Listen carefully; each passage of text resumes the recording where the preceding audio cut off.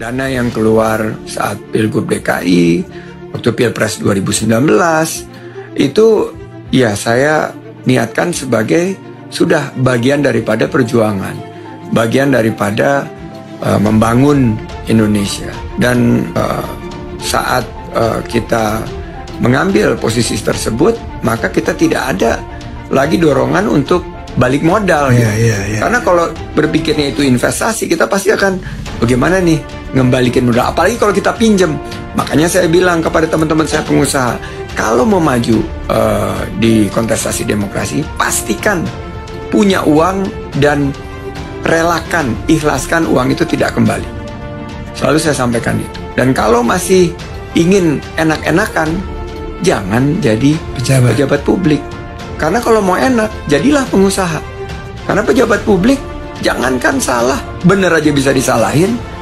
Dari sisi bisnis, Sandiaga Uno nggak juga rugi ketika masuk politik. Malah sekarang konon katanya sahamnya meningkat drastis setelah Pilkada DKI dan setelah Pilpres 2019.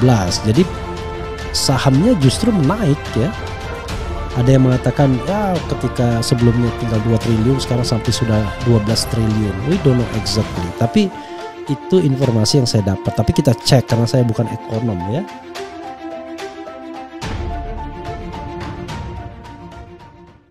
Usai sholat istikharah, Sandiaga relakan utang Anies 50 miliar rupiah.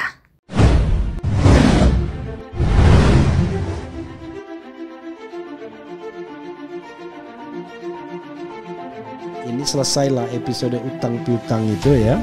Di satu sisi memang tidak ada utang yang perlu dibayar karena perjanjian mengatakan kalau menang itu sudah dianggap lunas ya, dibebaskan dari pembayaran, dan kita tahu bahwa itu sendiri bukan utang yang dipakai untuk keperluan pribadi, tetapi itu yang diteruskan pada tim kampanye sesuai dengan perjanjian dengan Gerindra dan PKS.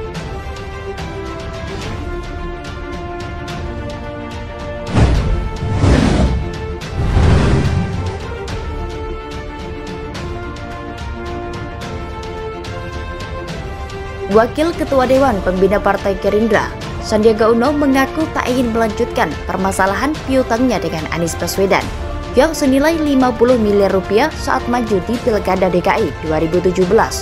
Sandi tak membantah dirinya sempat meminjami uang senilai 50 miliar rupiah saat keduanya maju sebagai cagup dan cawagup kala itu. Dia bilang setelah dirinya melakukan sholat istikharah dan meminta pertimbangan keluarga, Sandi tak ingin melanjutkan pembicaraan soal hal itu.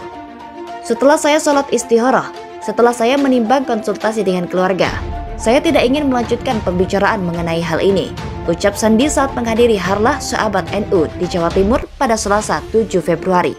Sandi mengaku hanya ingin menatap tahun politik dengan rasa penuh sukacita. Pihaknya ingin fokus pada kontestasi demokrasi yang akan dilaksanakan dalam waktu dekat.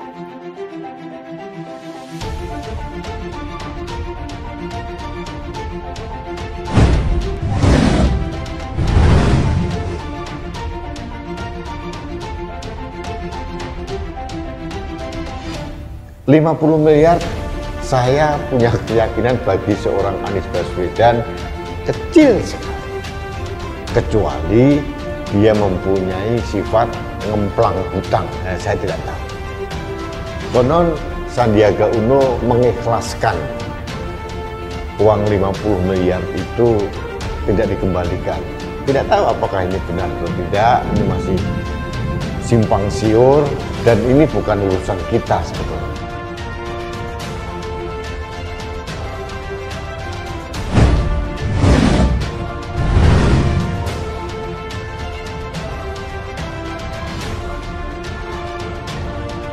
Mari kita tatap masa depan dengan penuh rasa sukacita gembira dan persatuan serta kesatuan bangsa kita, ujarnya. Politikus Partai Golkar Edwin Aksa sebelumnya menyebut Sandi sempat meminjami uang 50 miliar rupiah kepada Anies untuk logistik pemenangan di putaran pertama Pilkada DKI 2017. Ia ikut menyusun draft isi perjanjian itu yang selanjutnya dibuat pengacara Sandi saat itu, yakni Rikrik Rizkiana. Intinya kalau tidak salah, perjanjian utang piutang barangkali ya. Yang pasti yang punya duit memberikan utang kepada yang tidak punya duit. Kira-kira ya begitu. ujar Erwin dalam video yang diunggah melalui kanal YouTube Akbar Faisal Unsensor. Karena yang punya likuiditas itu Pak Sandi, kemudian memberikan pinjaman ke Pak Anies karena putaran pertama. Ya namanya lagi tertatih-tatih, ujarnya lagi.